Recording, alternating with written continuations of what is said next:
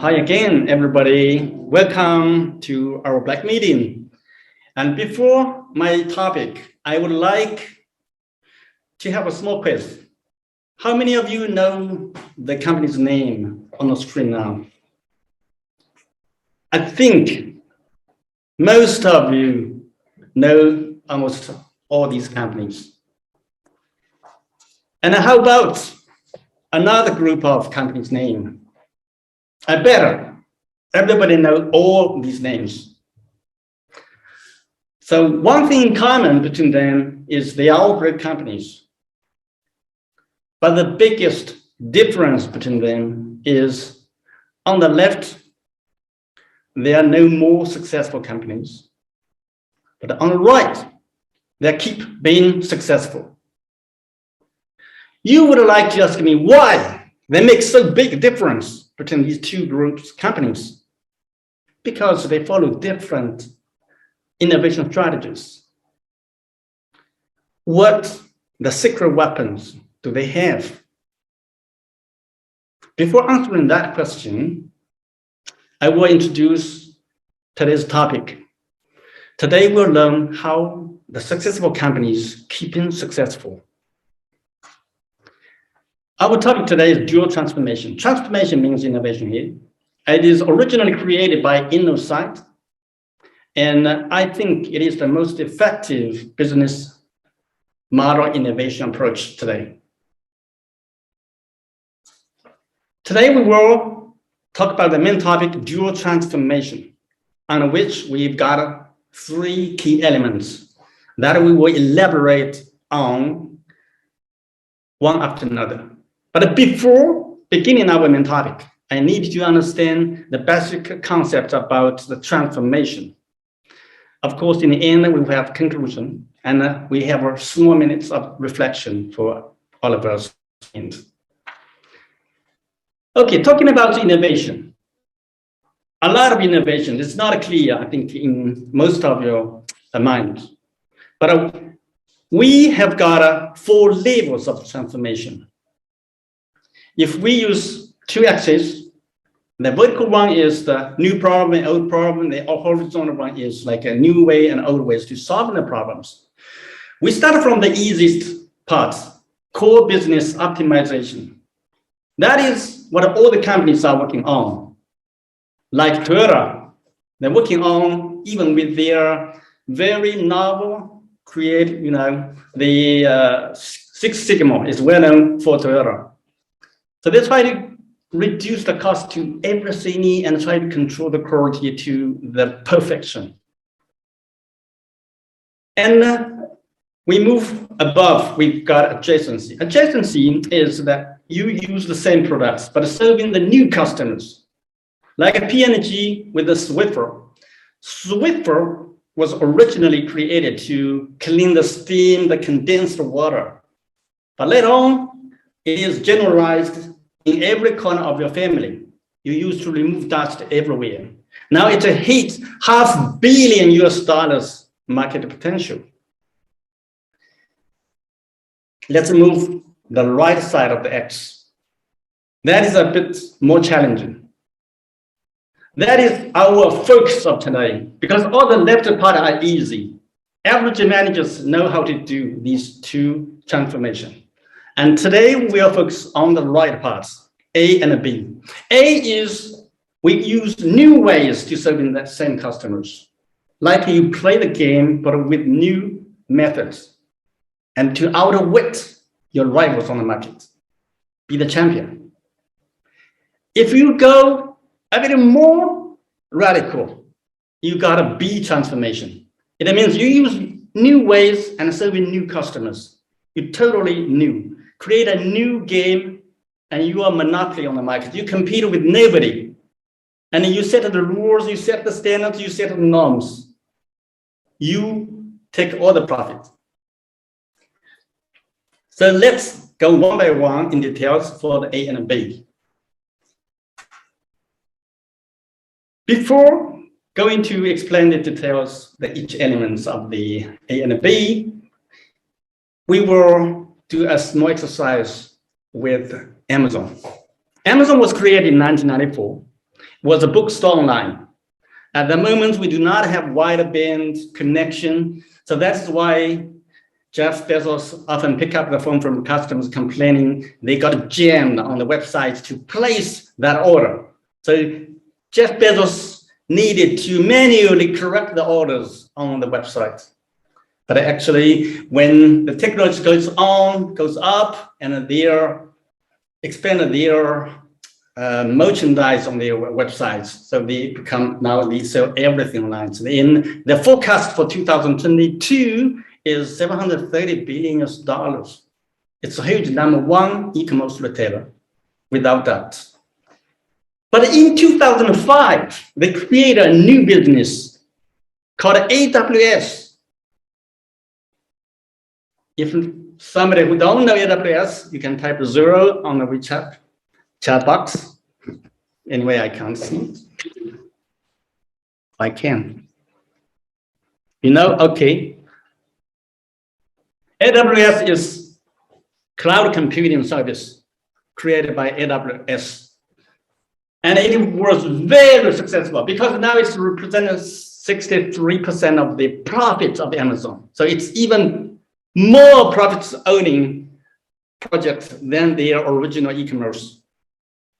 So now you would ask me why they choose the cloud service in 2005 and why it is so successful.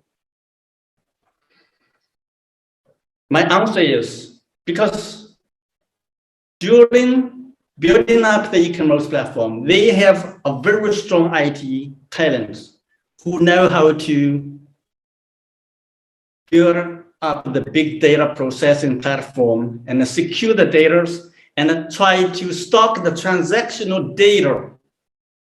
So let me put sorry, doesn't work. Hold on a second. I cannot.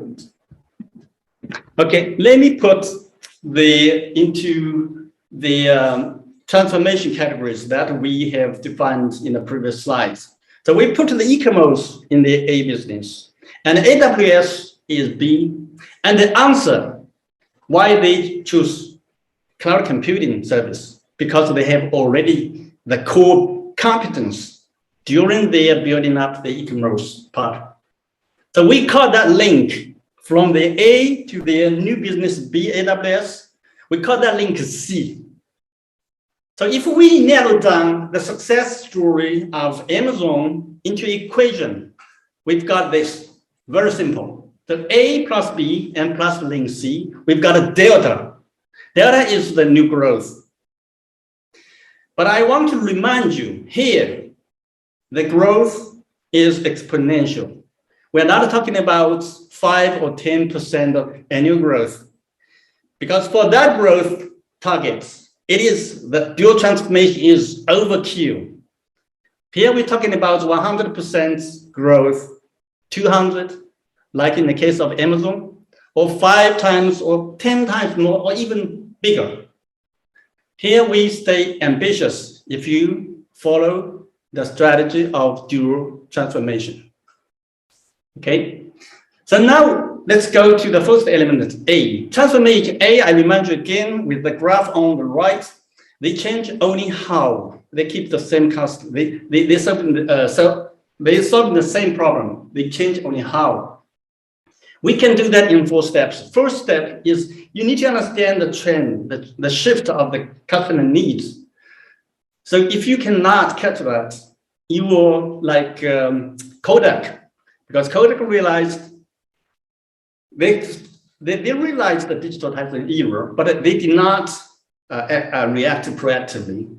So that's why they bankrupted, because people don't need the films and the paper to imprint the photo. People take a photo because they need the photo on the social media. They will upload directly. So that is why they bankrupted the Kodak company. And the second step, you need to innovate the business model. To innovate the business model, you have 5 elements to work on. The first part is production. It is the hardcore technology side. So I will expand a bit more on the angioplasty. For who don't know the angioplasty, it's actually the, in Chinese we call it 支架。When you got 你血管堵住支架。So when you got before the angioplasty, when you got the cardiovascular blockage, you need to open your chest, and bypass the vessels. So that operation is very risky, complicated, and costly. And it requires the best doctor in the world. But now angioplasty, you have it, you can get the job done only with any nurse. And every nurse can do that job. You do just in a very similar way, you do the injection, traditional injection. You put the small things into the point where the blockage is. Then boom, you get it through. And second element, distribution. I don't want to expand too much on it because everybody knows they'll bypass the distributor to save money for the customer. That's why they win more markets. And third element, customer support. I would like to say some words on insulin injection.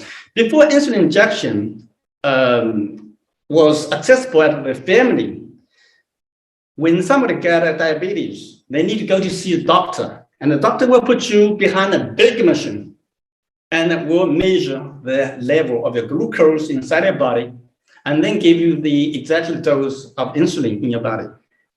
And that is not one-off operation. You need to go there every day. So that's why a lot of diabetes patients died in the old time. Now it's accessible. You have the package kit at your home. You do the insulin injection anytime, anywhere. You don't need the care from a doctor, from professionals. It is, you can take care of yourself. You even know better your body than any doctor in the world. Fourth revenue is revenue model. Fourth element, revenue model. Like before, when we buy a software, you need to take the physical nice package inside. You have a CD, and you take it, insert it into your computer to install. But you need to pay several hundred US$. Too expensive. Now you have SaaS, so you use just as much. You just pay as much as you use on the line. So it's very accessible for the beginners. And the price model, like the telephone fix, I still remember my first fixed telephone cost 1 month salary of my dad, I think. Now it's almost free, nothing. So these are about second step, and the third step, then you need to make a performance metrics. You need to align all the individual efforts of your employees towards the new value in the organizational level, because what is measured can get done. The last step, not least, at the direction level, you need to be very decisive, very determined. You should clear message. We need to do this. Don't think of the way back to your comfort zone. Like a Kodak, they hesitate too much. Actually, it's very ironic because it was Kodak themselves who created the first digital camera in 1975, but they hesitated. They did not want to leave behind all the sets they built up, and that's related to the film. Finally, they lost the whole battle to the Japanese companies like Fuji or Canon or Sharp or Sony. Other examples, Adobe, I have explained like in the SaaS revenue model. But in 2011, like Adobe built up a platform. We put a bunch of related software together and to solve any problem related to graphic or video editing, design. And then Netflix, he still rented physical CD, DVDs in 1998. 1 year later, he realized that the customers want to see as many films as possible. So that's why he changed to subscription model. But in 2008, he created a fundamental change that used like a recommendation engine, algorithm, and the online streaming technology to give the viewers as many choices as possible. And in 2015, even become a content maker, especially after the successful TV shows of House of Cards. I think A lot of people have seen that TV show. Then we've got transformation B. Transformation B, I remind again by the graph on the right, they change both how you do things and what you do. So you've got three sources actually to identify the new business. First, if there is constrained markets, there is a chance. When we say constrained market, it means when the clients, the customer numbers augments, but the service and the products cannot augment in the same time. Like a law office, the attorney cannot see two customers at one time. So if that is something that we remarked in the past 2 months.